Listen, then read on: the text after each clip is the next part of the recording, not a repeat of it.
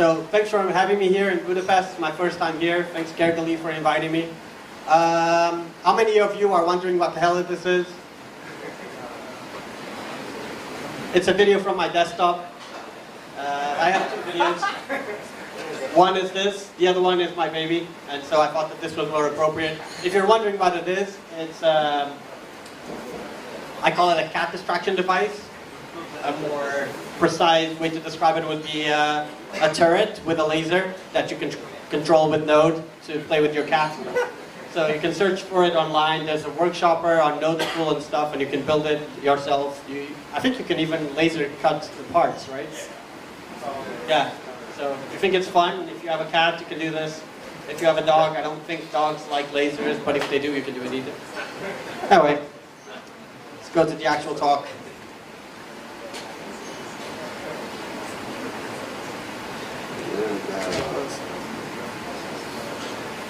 So Protection Ready Node wins the award for most boring talk title today.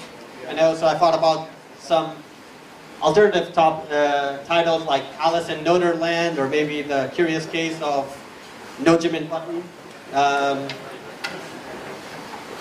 In case you're wondering who I am, I'm Nuno, Dscape, been working in Node for quite a while. Used to work in a company called Nodejitsu, which some of you have referenced. Currently, I'm the guy that created YLD.io, which is a consulting firm. Been doing open source since I'm, 13. Dream in JSON, and I have so many Node modules that this is how I express them. Nah, I just have like 40. So, first of all, most of you who thinks that this is what Node is about? REST APIs. No one. Good. 80% of what people do with Node is REST APIs? Okay. So I think that Node is used for a lot more. These are some cases which I divided into boring and fun. You can see boring to my left and fun to my right. Now I'm just joking. So you have enterprise, where people are using nodes to do something which I know a lot of people have talked about today, which is microservices. So it's basically what IBM tried to invent with SOA, service-oriented architecture, except that they went for macro services and XML all the way to the stack, and microservices is tiny services with JSON. That uses a lot of REST APIs and message queues. You have full stack web applications, mobile, because it's something that is emergent and a lot of adoption with Node in enterprises, right? There was no stack for mobile. People had to do it. They had good use case success stories from PayPal and Walmart, so people took a lot on mobile for Node. Enterprise software, like identity software, security systems, etc. Internet of Things and desktop clients. On the fun side, you have stuff like doing a command line interface, teaching. For instance, if you go to Node School.io, you can learn Node with stuff that is built in Node and sites that are built in Node, command line interfaces that are built in Node, and robots in Node. WebRTC, robots, bitcoins, torrents, you had a lot of fun with that, and databases. So, if you're going like, not really, well, these are 3 examples I know that you can use Node. Stuff that I've at least participated in. For instance, something like Nest to control your heating at home, written in Node.js, or finding your next awesome vacation with proxies that are built in Node, or a very successful use story is Walmart and what they do with Node. What are we going to talk about today? These are the stuff: frameworks, structures, setup, testing and coverage, useful tools, pre-production checklists, and running in production. The first thing that is really complex in Node, I think, and we don't make enough of a good case for it, is how to pick your modules, how to pick your frameworks. Historically, the way it worked was the Node community was fairly small, and people would have like this core of maybe 50 people that work on the community, and everyone else will feed from that. Of course, that scales up to 5,000 people, right? You can get information. Oh, what's the module to connect to MongoDB? What should I use to do a REST endpoint? Or if I'm doing a robotic application, what should I use to program it? right? And you would get things like express or restify, or you would get Johnny5, or Fermata, or serial port, and you would get the responses. As the Node community grows, that's no longer sufficient. So there's not a lot of tools. There are things like npm search to search for modules, but the reality is the ecosystem in Node is not as mature as if you come from a .NET or a Java world where there are tools that already won, and you use those to build your applications. For instance, I'm sure that you would think that Loopback is great for mobile as a framework. So that's an attempt to consolidate what it is to build APIs for mobile. In terms of structure, that means that people criticize Node quite frequently for not having a defined structure, because they look at Ruby on Rails and they go like, oh, this is how you do your migrations, etc. Then you look at Node, you look at the module, it has a structure. You look at an API, it has a different structure. Two different APIs might have two different structures. You might have something consuming from a message queue. How do you organize the code? I think it's a fair criticism, but there are some standards that people normally take. For instance, using a lib folder, a tests folder. However, you should realize that Ruby on Rails is very catered to a single use case of these, which is building full stack web applications, right? It doesn't really do much more than that. And in Node, with the power of building different things, like a thermostat, sorry, guess I should turn this on. You have to organize in a different way. For instance, if you look at this, this is what you can find in the folder structure of a module. You probably will find an npm ignore, a git ignore. If you're testing, which you should, and doing continuous integration, you might be using something like Travis. You'll have a lib folder, a license, because if it's an open source licensed module, you have to add the license, tests, and that can be a structure for a module. If you look at a command line tool, it will be a little different, because you might have the commands in a command folder, you might have a bin folder for your binaries that you can ship with npm. If it's a web app, you probably have a static or a public folder with all the stuff that you serve. And if you have a REST API, you probably have things like a middleware folder or a resources folder. And each of your resources has things like services that it connects to, database schema, the model, might have a factory pattern if you think that that's useful, or if you have some legacy systems that you have to abide to the rules and the structure of the document. And you probably have the controller itself, which in this case is called index. Probably better off called controller. Anyway, does it matter? Yes. The gist of it is when people go and say, oh, in Node you have all the flexibility in the world and you should use it, that's true and that's a good thing as a tinkerer, as a hacker. But as tools become more solid, you should expect these things to have a defined structure that you can use for your applications. Why? Because while I believe that all you guys are great Node developers already and you know what you're doing, the reality is when you work in a team, there's new people that come and they will fuck up. So structure prevents that from happening. It allows them to learn a way before they go back and explore and see, oh, actually this is more flexible than I first thought. Going and giving the full flexibility up ahead doesn't really help. Cool. Any questions so far? No? Good. No, I'm joking. Any questions? Good. So setup. Configuration files. One of the big things that people, most of the times they use JSON configuration files these days. An alternative I like more is this one, which is you can have your configuration files in JSON and store your default values there, so to speak. But when you have like something like this, you might be getting in trouble. So this probably assumes that you're using something like Jenkins to deploy, probably something like Puppet. You're probably like then getting those ERB things and transforming them into something else, and you're deploying them into production. This is very hard to manage, right? And quite honestly, I know that in the Java world, this is a very common idiom, or at least this is accepted. But I don't see why. I mean, environment variables are supported in both Windows and Linux environments. And if you have your developers looking at the code and like, the stuff is broken at 3 a.m., all you need to do is write env in the terminal, and you can see everything and where it's connected. While with something like this, it's much harder. Of course, you don't have to use config files this irresponsibly. There are good ways of using them, and in that case, it will be okay. Anyway, two main ways of doing it: default values for development, and then overridden by your ops, versus config files. Right? A compromise is okay too. Just don't go nuts on ERBs and then EJS or whatever on top. Another thing that I found, and this is really like, maybe I should have called this, maybe I should have found another witty name for a movie. Going from a solo open source developer to a developer that works within a team.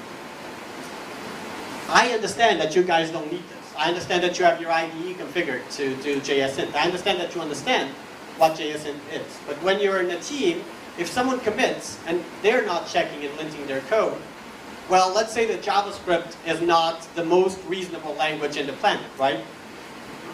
No one agrees? Jesus. Have you guys used JavaScript? God. So let's say, okay, new array, good. Array length, 0. Okay, array 5 equals A. What happens? Yeah, length is 5. Awesome, good. Delete 5, length is still 5. Yeah, welcome to JavaScript. I mean, you should lint your code.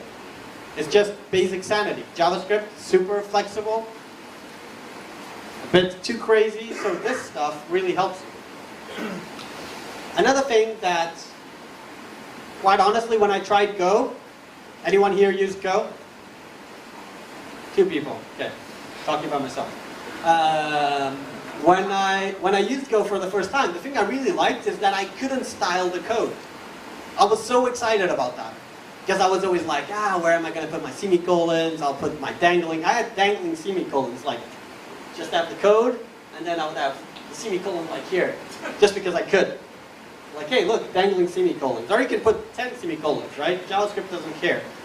And that really excited me about Go. Because when you work in a team, and when you go from, just having plain old fun, and having to cooperate with other humans, it's really good to have standards. And have a way that when you're in code review, you're actually not just thrown out by the semicolon drawing of a dinosaur that you saw, right? You can't draw a dinosaur in semicolons in JavaScript and have no problem with it, I think. Anyone wants to dispute? No? Good. Don't do it. Anyway, using something like, this is something that I found by going to the JSint guys and say, hey, JSint is not checking white spaces properly. And they said, it's not meant to, use JS code style. So, pretty cool. I don't know. Can anyone tell me like an instance of this problem that had like severe consequences recently? Yep. So remember when Apple had that security issue that was like case, they forgot the curlies? There we go. So that doesn't happen. Once again, remember, you might be the most proficient developers ever, but first, you make mistakes. And second, there's a lot of beginners that need to be ramped up. You're saving yourself time on code review, and you're making everyone comfortable with each other's styles by defining it up ahead. Another thing that this gives you is that it saves a lot of awkward conversations going like, hey, I don't like your style. Really, try to go to the developer and say like, your style is, like, they're not going to like it. Like this, the computer tells them like, your style is wrong, and they're like, okay. There's no personal dispute. It's gone. This is especially true if you have open source modules where people go like, oh, I don't care about that, I don't care about tests. Well, you have to care because you can't commit. And that's the next thing. So how do you enforce these things? Well, there's this awesome module called pre-commit.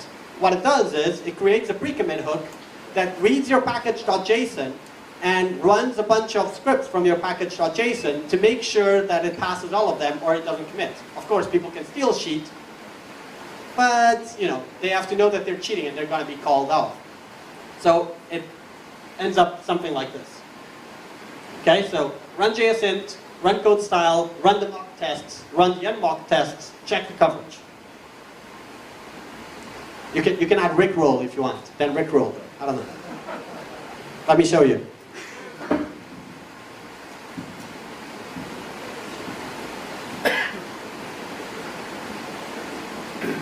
Here.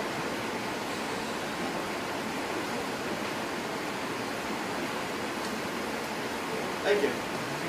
Hello. What am I doing again? Not singing, right? Why am I singing?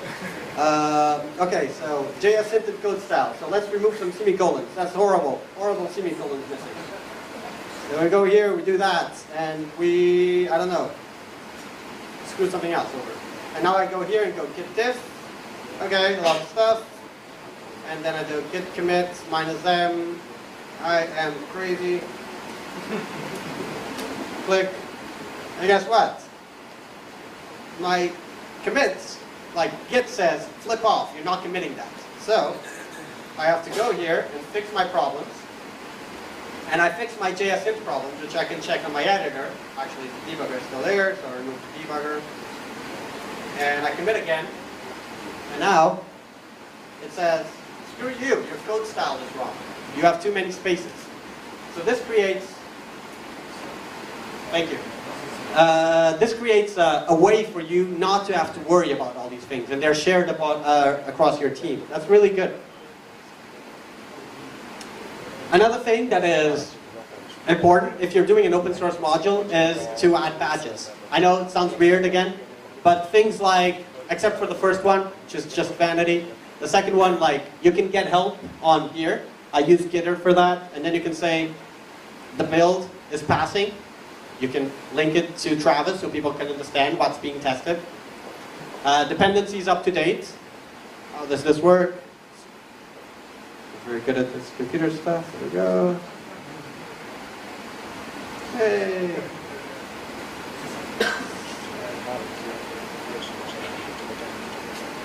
Let me try.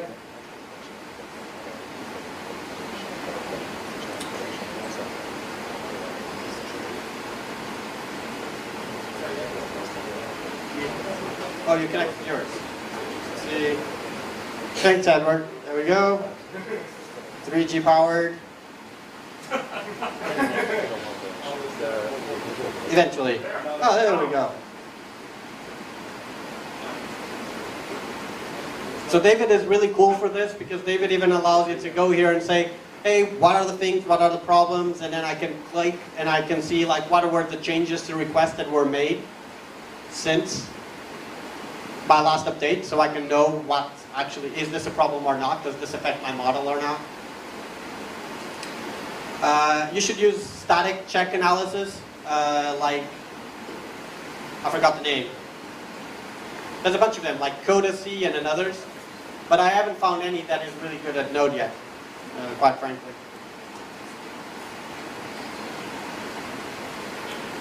Cool. So finally, you can link to your NPM stuff, and I use this one to check like your licenses.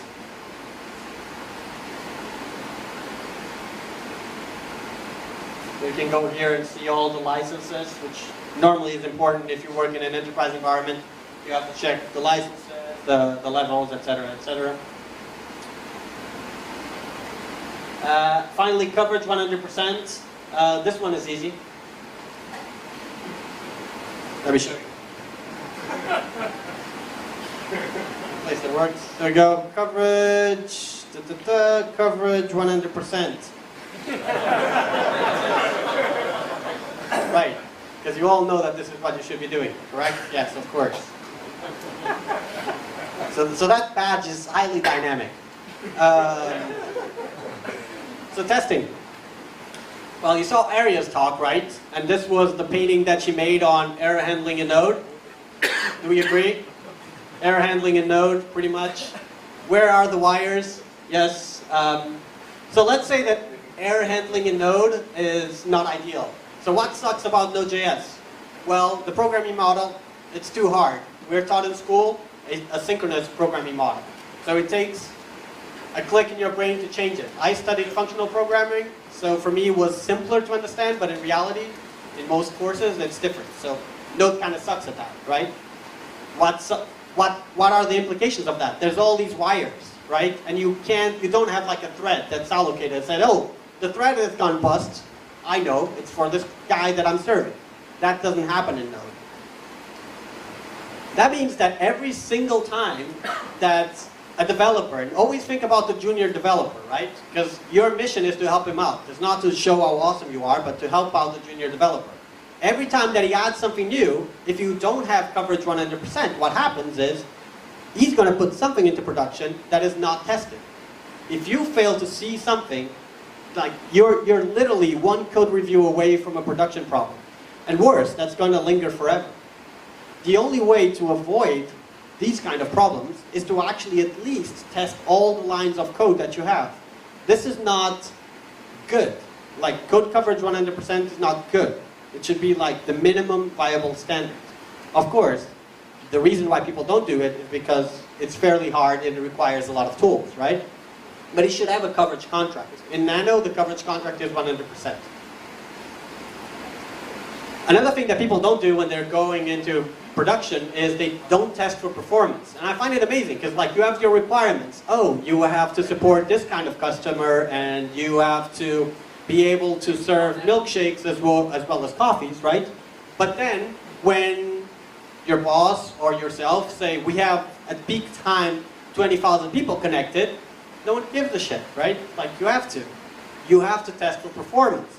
There's lots of tools. The one I'm the most excited about is Artillery, mostly because it's made by a friend of mine, second because it's smart, and third because it's written in Node, where you can go like, hey, test that host on port 80, have this arrival phase during 5 seconds, this is phase 1, increase users at 10 users a second, and then do different phases. So you can modulate like how people normally get to your site, and then you can say, hey, this is what a session could look like. There's a probability of 75% that they will do this thing. There's a probability of 5% that they will do this thing. They will search, probability, 90%. They will buy something, probability, 5%. Then every single time you do a commit, it should go to your CI, and you should be able to use it and see, is there a regression in performance? But that relates to your real production code. So yeah, if you don't performance test, you're going to have a bad time. Okay, cool. Now for some practical tidbits. I urge you on Twitter to reach out to me and tweet me stuff that is missing on this list. I'm sure there's a lot because this was me at 4 a.m. yesterday trying to find out stuff that I normally do. So check your outdated dependencies and then use David on that thing that I showed you, like the interactive way to explore it, to see if there's a fix that you're missing out that is critical. Use the Node Security Project client tool and check if there's known vulnerabilities in your project in terms of security. Doesn't cost you anything. It's literally a click away. And then they tell you like, this might or might not be a live project, but this tells you that it's quite vulnerable to denial of service attack. You probably don't want to do that. You probably want to patch it. All you have to do is change a version. Shrink wrap. Who here knows what Npm Shrink Wrap is? Cool. So Npm Shrink Wrap, for those of you that don't know, is something that just goes through your modules at the current state that you have installed in your computer. Maybe this is not the actual algorithm, but it goes and it creates a CRC check on each module, and then you know like this module had these contents, so to speak. It's not digitally signed, it's nothing else, but just a very simple way. If you want to lock down your modules, there's something called Npm Lockdown, which you can search, made by Mozilla, but I think it doesn't work on Node 0.11 for some reason. That's normally what I used. But this at least gives you some sanity. Now, Shrink Wrap is not for modules, it's for applications. Your applications that are going into production. That's why it's pre-production list. For modules, this will probably be a nuisance because you change a lot and you test it. So some useful tools, JSON tool, which works like this.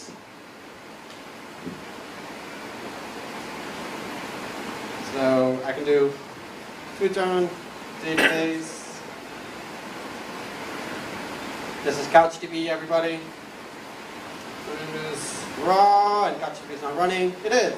And then I can go, oh God, I deleted the replicated database while doing the test. Good. And then you can do JSON -a. Or you can do cat package.json, JSON, version. Cool. So then you can pipe all stuff everywhere. It's really awesome. Other useful tools, ND. Ever said like, oh, I wish I could read the README in my terminal? Or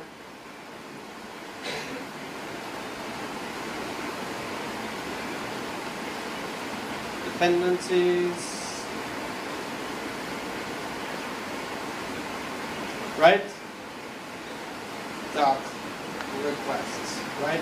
So I have a request here, so I can say nd request, and I can get the documentation from request from my node module. Or I might just want to know more about the core HTTP module, and I write node nd HTTP, and if the internet works, it will eventually get it. Another thing, ghcopy. It's like pbcopy, but using gist. Tail logs, do whatever you want because you use Node. And those are some useful tools. As I said, reach out to me if you have more. I'm sure that you guys use other tools. One of them would be potentially dtrace on your day-to-day, but that's kind of harder to just look in a thing. Now, something that I use quite a lot and I didn't used to. Once again, when I was coding like just as an open source developer on my own and not like in a big company with 100 people working on the same project, I was console logging all over, not really caring about node debug. But when you work with other people, node debug is a really good tool. And it's the main reason why I have such a huge problem with Mocha that you'll never see me using Mocha, is because it's so hard to integrate with node debug. If you use an IDE that allows you to do debugging and you have it all configured, good. But if you're like me and use the terminal more, then you're going to have a bad time. Anyway, this is how you do it. Not going to have sound, but I'm going to show you.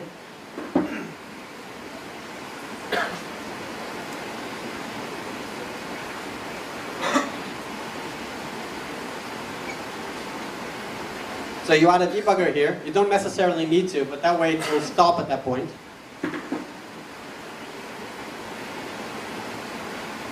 What if this type clear? Sorry? This type clear, it's difficult to see at the bottom. Oh, thank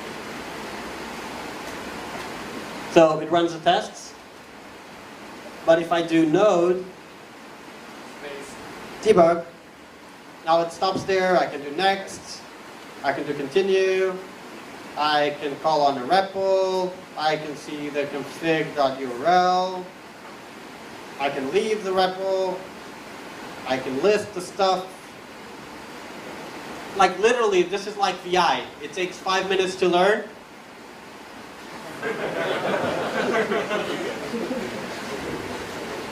It's a joke, but it's kind of true. Anyway, once you learn it, it's awesome. That's how I feel. And I don't think it was that hard. Like, you have this help thing. It doesn't have as many commands as VI. This is easy. You'll find it like, in no time. At least it's not Emacs. Anyway, running in production. Got away with it. So, some stuff that I see a lot. The main thing is, Node is not multi-process, right? Node runs in a process, that's where the event loop is. So when you guys have multiple CPUs, you want to maximize the use of the CPUs, and for that you use the cluster module. I don't know if anyone's going to kill me, but I would advise against it. The way I normally do it is, you have multiple servers, right? Each of them under a load balancer, whatever it is, and you're running node processes there.